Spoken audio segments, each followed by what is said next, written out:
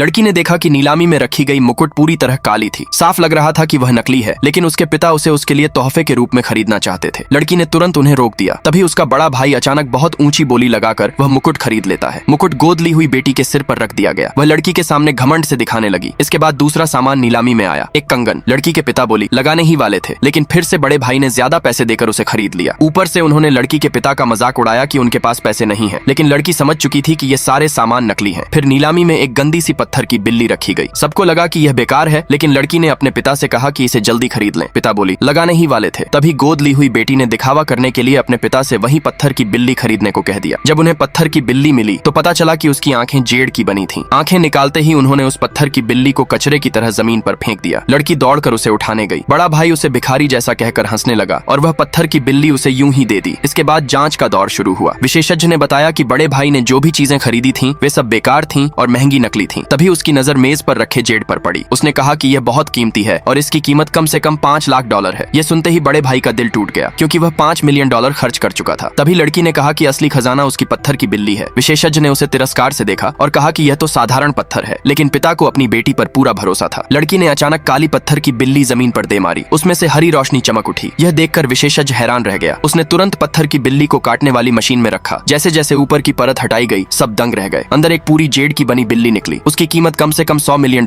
थी। यह खबर सुनते ही बड़ा भाई सदमे में बेहोश हो गया।